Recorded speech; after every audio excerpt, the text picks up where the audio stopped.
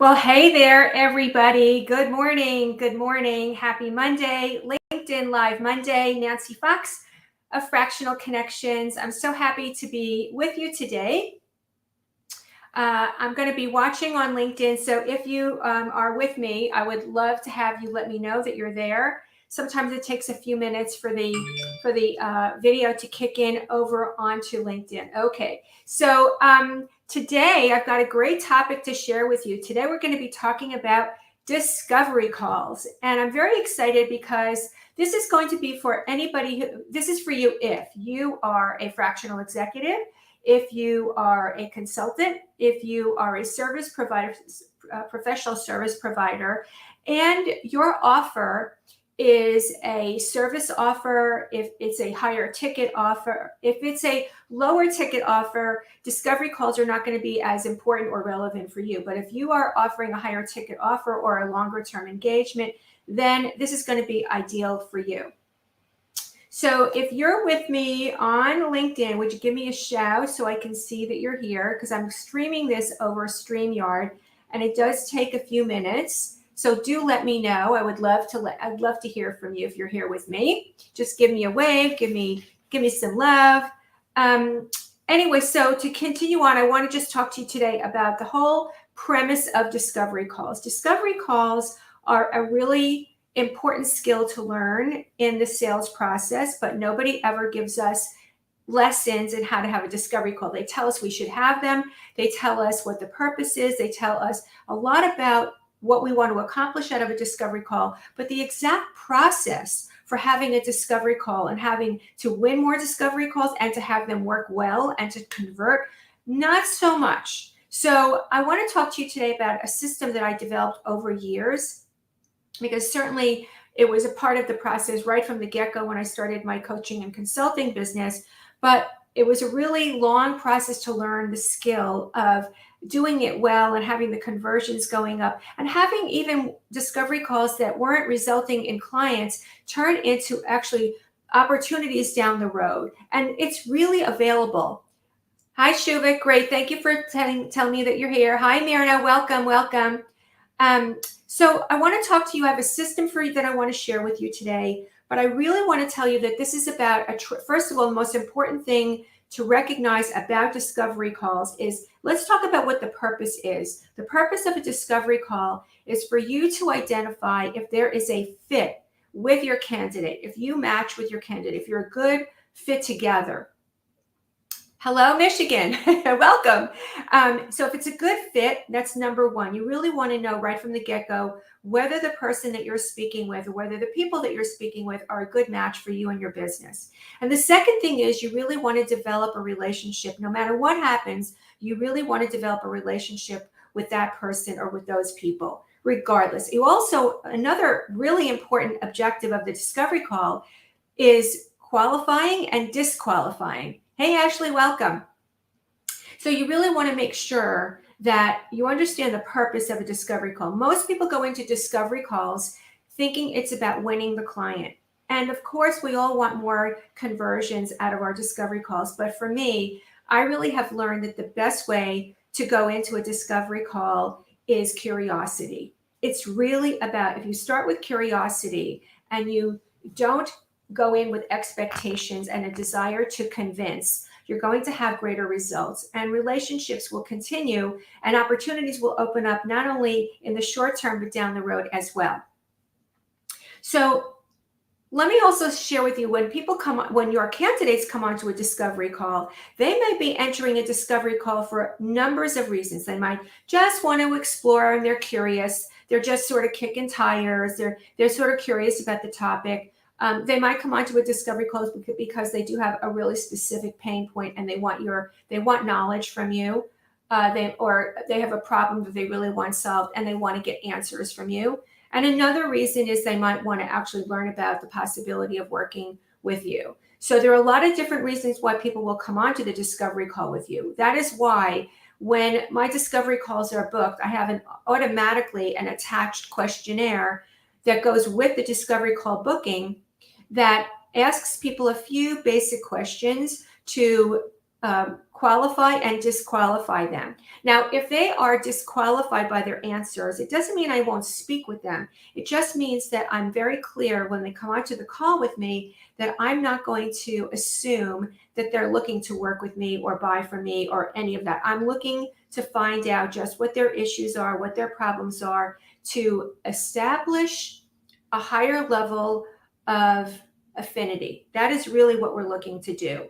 When affinity is there, when there's a rapport building, then the opportunity for a lot more can happen. There might be a fit for work to be done at that point, but affinity is so important because when they feel an affinity for you, when they feel like you've got something available for them, they're going to want to stick around. And that's really much more valuable than just having one conversation and hoping that they're going to say, yes, I want to work with you and make a sale.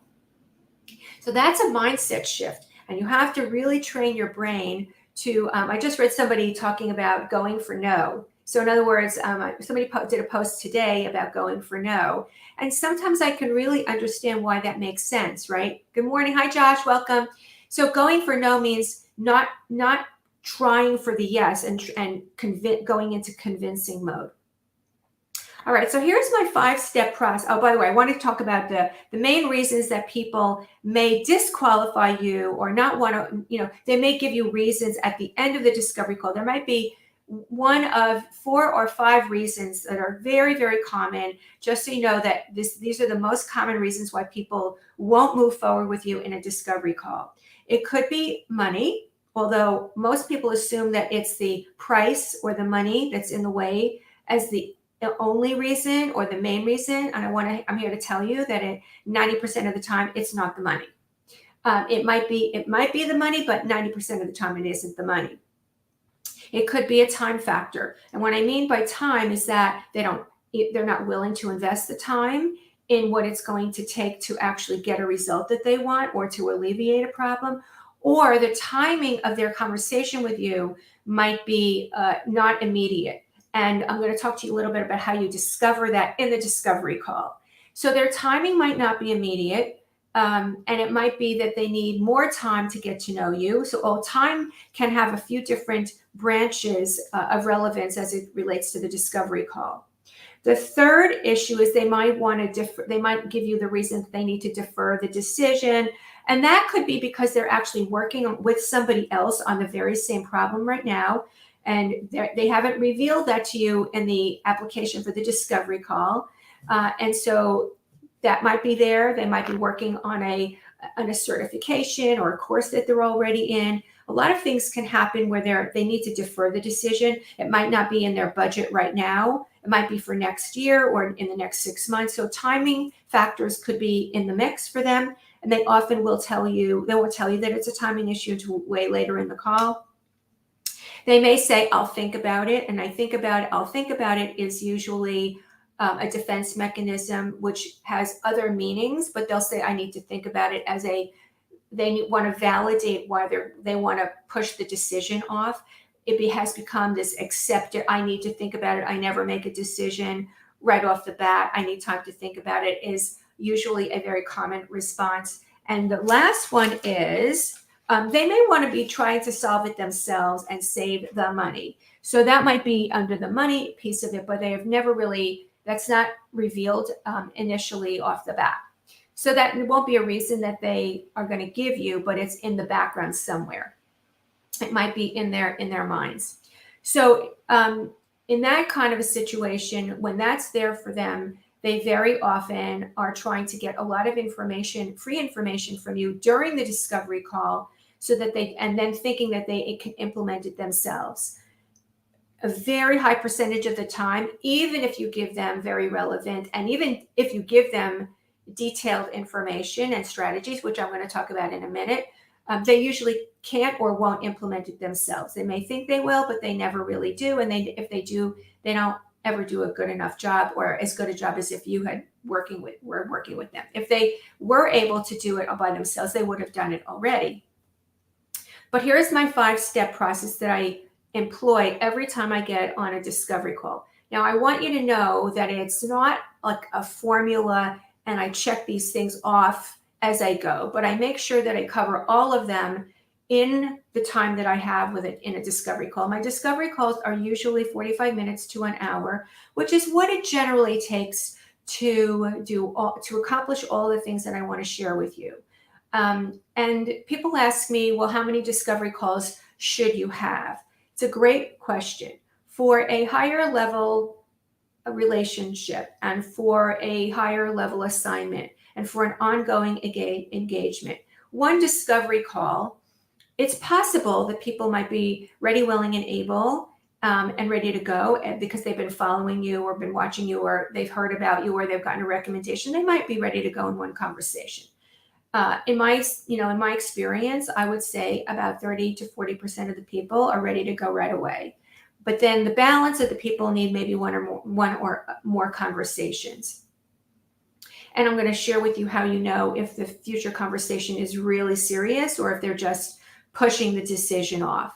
So the first piece of the equation, the first step is to really get clear about your intentions and to get very clear about their intentions. And that is like you want to make very sure that your own intentions are there to establish, and I said this before, you want to establish if there is a fit between you and your potential candidate. Because if it doesn't feel like a fit now, it's not going to feel like a fit later. And if there's something that feels off, or if you don't feel like you have a simpatico of mindset or attitude or commitment's really big, then you really want to be careful about moving this forward. You really want to be very clear that, you might be trying to force something that's not really going to be a very happy relationship. So be very clear about what your intentions are and really work on it, discovering what their intentions are too. And so I very clearly ask people, what brought you to the call? What do you want to get out of it? I'm very, very specific and very direct in a nice way. The second step is to build rapport. You don't need 5 to 10 minutes to build rapport. Just a gentle, establishing affinity, establishing some kind of relationship oriented kind of statement, where people are based, where they're from, how they found you, just something to build rapport that's not about the conversation that they've come into this meeting about. Like, you really just want to soften the opening of the door and start to build that relationship. So rapport is the second step. The third step, I think, is the most important step out of the entire sequence, and that is uncovering. So your objective is really to uncover as much background information as you possibly can from the potential client and find out what has been really not working, what has been working, what they have been trying before to fix or alleviate or advance the situation. Why hasn't it worked in their opinion? What they have done to try to fix every solution that they've tried, what they've done already, and what they think the real problem is. And then in the uncovering phase, you really want to discover. That's the whole purpose, is discovery, right? It's to discover how serious, how pressing, how urgent, how much pain they're in, and really separate out is this a must fix or is it a nice to fix? Is it a must have or a nice to have? And in that space between must fix and nice to fix, how urgent is it for them? How pressing is it? What's their timing on it? And I get very, very specific and clear with people, asking them how fast they really want to address this. What's their timing and why is it, and if you get any hesitation from people, if they are and I'll usually give them a scale of 1 to 10, how pressing is this? 10 being the most, 1 being the least. If they're anywhere between 5, 6, 7, it's, up to 7, it's not a must have no matter what they say. If it's an 8, 9, or a 10, it might be a must have to be fixed, but it might really be, there's a spread there, right? When it's a 10 and they tell you it's a 10, you still have more uncovering work to do, because you want to ask them, why do they feel it's a 10? You really want to ask them a lot of why and tell me more questions so that they start speaking about what's really there for them. A lot of times people think they know about how pressing something is, but when push comes to shove, there's a gap, a space between a must have and then taking action, pulling the trigger. And that's all in the uncovering phase. That uncovering phase is the most important skill set to develop. And that really takes excellent question asking and really starting to listen between the lines, because people will tell you, not just in the words they're using, but when they hesitate, when their body language is telling you that they're not ready to move forward. It's okay if they're not ready to move forward immediately, but it's much better for you to know the truth. The truth is the whole purpose of uncovering is truth, because anything less than the truth is going to actually sneakily have you into convincing mode and sort of running after your potential client versus having them actually come toward you. The whole objective of this is to have you both meet at a place where everybody's on the same page about wanting to work together.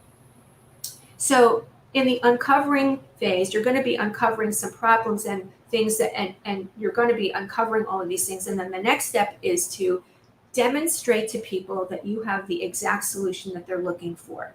That's the key, to really convey confidence that you've got the solution and that you're the best candidate for them to give them the solution or the advancement that they're looking for. That's really all about demonstrating your know-how first, your expertise, and your experience. Here is where it gets very tricky. This is where a lot of people fall into a big pitfall. They give too much information, too much detail, too much fixing in the solution stage. Do not give them the how at all. Give them the what you do, and you can mention a process, but most people fall into the pitfall of trying to help their potential client by trying to prove to them how really effective they will be when they engage you, but you're actually doing them a disservice and you a disservice, because very often you're alleviating the pain for people, and then they want to go off and try to fix it themselves, which they really can't do, because if they could, they would have done it already.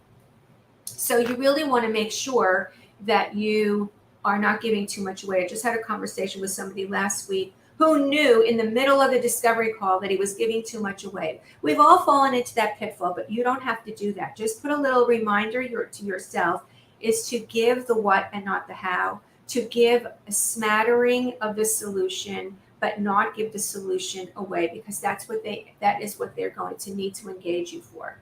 And then the final step is to give the support to the potential client for where they are. You want to, if you feel there's a fit and it is the right time to ask them if they do want to work with you, then you want to support them in their decision.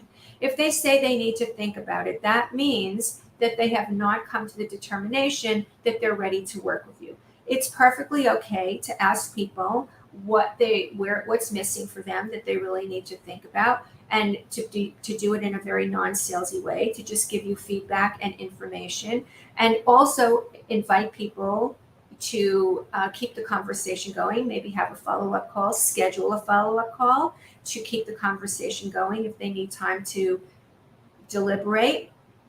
Do they want to book a second call, get some time to think about some of the things that they learned, book a follow-up call, and for you to really re-ascertain what level of urgency they're at. All of this is essential. So that's the 5-step process. So it is intention, rapport building, uncovering, spend a lot of time in uncovering and keep going on that. 4 is demonstrating that you've got the solution and that you're the best candidate for giving them the solution. And 5 is really to support them in their decision and to really make sure that you give them a next step that they can follow with you, whether it be following on LinkedIn, whether it be booking another call, whether it be part of a networking experience, just something to keep the relationship going. Those are the 5 steps. Now, I go into a lot more detail in the discovery call method that I use in the course that we've developed for fractionals and consultants called the Business Development Operating System. And we're going to be posting all about that on our website, so you can take a look at that. And happy to share about that if you want to book a call and talk to me more about that. I'm happy to share about that, and I'll post the link how do you book a call with me in the comments after today's meeting. So if you have any questions, let me see if there are any questions. So Tina, Tina, the steps are build, the first thing is to set your intention. Second is to build rapport. 3 is to uncover. 4 is to demonstrate the solution. Don't give the solution away. And 5, yes, is to support their decision. Very good summary, Tina. Excellent. Very, very, very good. In fact, I think I'm going to put a summary on that in the comment box after today's session too. Does anybody have any questions that you want to ask me this morning? I will be following up when I post this on LinkedIn, and I do a LinkedIn Live every single Monday.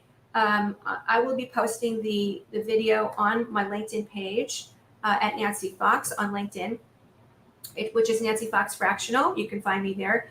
And of course, if you have any questions after today, please feel free to ask them. Anybody have any questions or comments? Now, thank you for being with me, by the way. I love being live with you every Monday. It is an opportunity for me to get to know you, to get to know who's in my community. I love sharing really valuable business building information with you. And I definitely want to hear from you about what you want to be learning more about, because I want to make sure that I direct these LinkedIn Lives for your needs.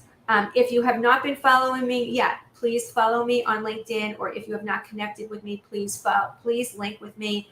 And I pretty much post 5 times a week on LinkedIn. Also, we have a Fractional Connections group on LinkedIn, which is the Fractional Connections group. All the first letters are capitalized. You can definitely join us there. And we have a monthly networking event. I'm going to post all of this in the comments after I post today's video. Thank you so much for being with me. So Karen's asking, am I planning to talk about how to get more discovery calls? You bet that's going to be a separate live. Yes, yes, yes. It's a great question. I am. And I'm also going to be talking about how to get more of the right discovery calls. That is what I would say is a lead generation tool. Yes, I will be doing that. I do go into a lot more detail and specificity and more direct assistance in my business development operating system program, which is a 90-day program. But yes, I am going to be talking about that in a future live.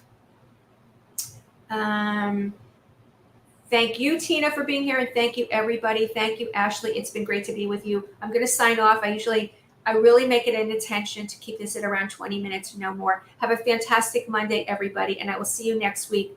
LinkedIn Live Monday, Nancy Fox, Fractional Connections. Thanks so much for being with me.